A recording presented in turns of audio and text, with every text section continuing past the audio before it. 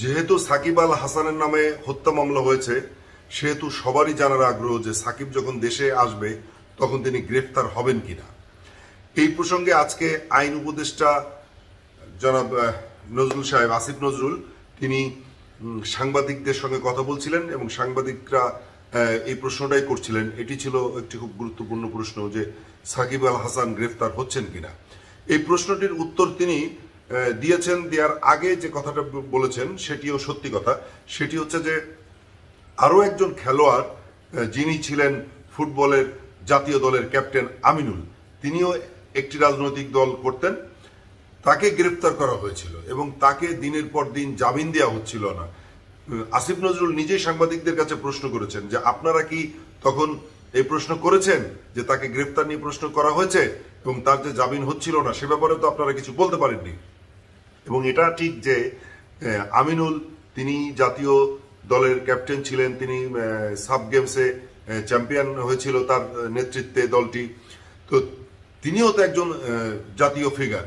তো এই যে ন্যাশনাল ফিগার, তার ব্যাপারে তখন কিন্তু কোনো টেলিভিশন সেভাবে, কোনো অধিকাংশ পত্রিকারা তারা সেভাবে কিন্তু তার পক্ষ নিয়ে যে তিনি একজন ন্যাশনাল ফিগার, তার কেন জামিন হচ্ছে না বা তাকে অ্যারেস্ট করা ঠিক কিনা বা এই ধরনের আর কি যে জামিন দেওয়ার ব্যাপারে তখন অনেকে কথা বলতে পারেননি, অধিকাংশরাই কিন্তু কথা বলতে পারেননি। সেই প্রশ্নটি আসিফ নজরুল উল্টো ছুড়ে দিয়েছিলেন।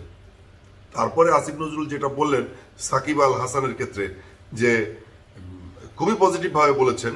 তিনি বলেছেন যে এফআইআর হয়েছে, মামলা হওয়া মানেই তো আর সাথে সাথে গ্রেফতার না, এবং উনি বিশ্বাস করেন যে স্বরাষ্ট্র মন্ত্রণালয় সেরকমই একটা ব্যবস্থা নেবে যে অতি উৎসাহী হয়ে যেন পুলিশ দৌড়ে গ্রেফতার না করে বা সুনির্দিষ্ট ভাবে তাকে গ্রেফতার করলেও যেন ব্যাপারটা খুব পজিটিভলি হয় আর কি, সেটাই তিনি বুঝিয়েছেন। তবে তিনি যে তুলনাটা দিয়েছেন যে গত সরকারের আমলে যে পরিমাণে গণহারে মামলা হয়েছে, গণহারে যেভাবে গ্রেফতার হয়েছে, সেরকম এরা অন্তত এই সরকার করবে না। কেননা এই সরকার আইনের শাসন প্রতিষ্ঠা করে যেতে চায়।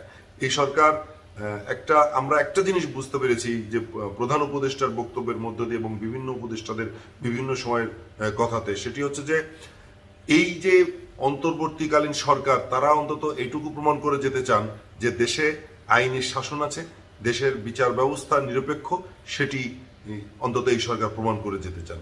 তাহলে বোঝা যাচ্ছে যে সাকিব আল হাসান আসার সঙ্গে সঙ্গেই সম্ভবত তিনি গ্রেফতার হচ্ছেন না, এরকমই মনে হলো। ভালো থাকবেন, সুস্থ থাকবেন।